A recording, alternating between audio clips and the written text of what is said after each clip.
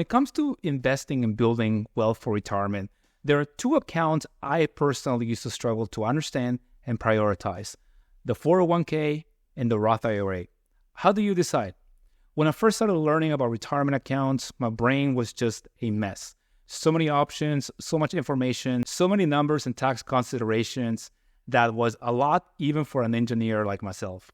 So I decided to share what I've learned here in my research and my personal experience and make this as simple as possible so you can make more informed decisions and build wealth for your retirement. So let's start with the basics. On one hand, we have the 401k, which is a retirement plan offered by employers, and it lets you contribute pre-tax dollars from your salary. That is, money from your gross income. Think of it this way. You're saving before Uncle Sam even takes his cut, which lowers your taxable income today. That's really all it is. Now, on the other hand, we have the Roth IRA, which works the opposite way. And by the way, I would not even consider if I were in debt or I did not have an emergency fund yet. I think these are higher short-term priorities before moving on to the Roth IRA. So I just wanted to give that disclaimer to make sure and help you think about whether or not you are ready to start considering a Roth IRA. Now, the way this works is like this. You contribute after-tax dollars, meaning you've already paid taxes on that money. That is, you buy a Roth IRA with money from your bank account. But here's the kicker and the biggest difference.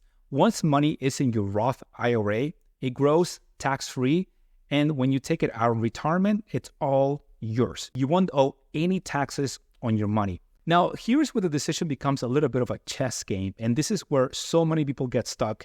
And quite honestly, I used to get stuck here myself. In order to maximize your retirement earnings and minimize your taxes, and therefore maximize your wealth in retirement, there's a couple of things that we need to be aware of.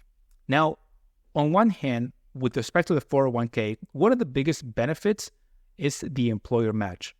That is, if your employer offers matching contributions, that's entirely free money. Let's say your company matches 100% of your contributions up to 6% of your salary. And to make this simple, let's assume that you make $100 a month. I know it's a little low, but just bear here with me for a second. Let's say that you contribute 6% or $6 of your salary to your 401k. This means your employer will double your contribution, and now you have $12 in your retirement.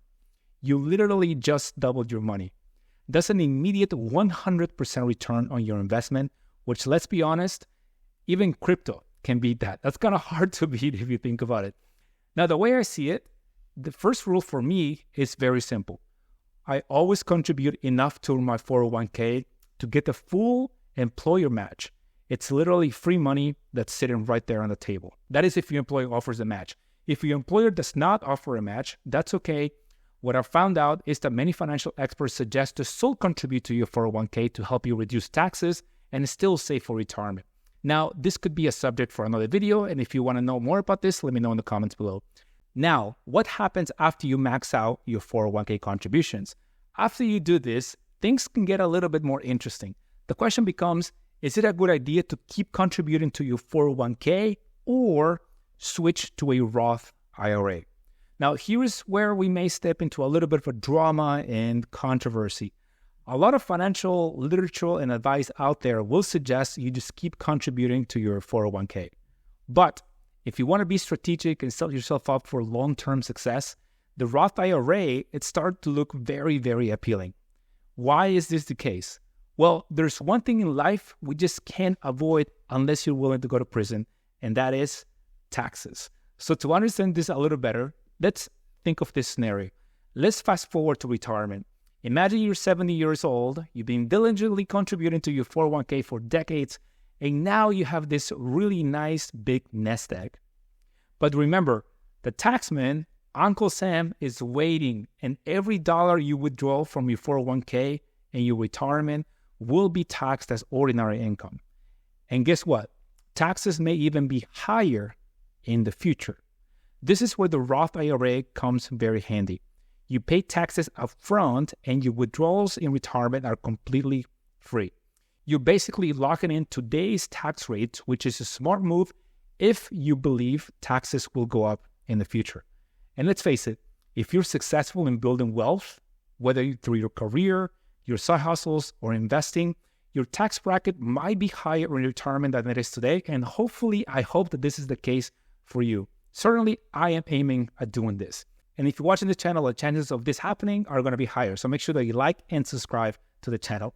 Now, here's something that not enough people talk about when it comes to Roth IRA, and that is flexibility. The truth is, life happens. Maybe you lose your job, or you get sick, or you run out of savings, and you need a last resource of cash. In this case, the Roth IRA may help.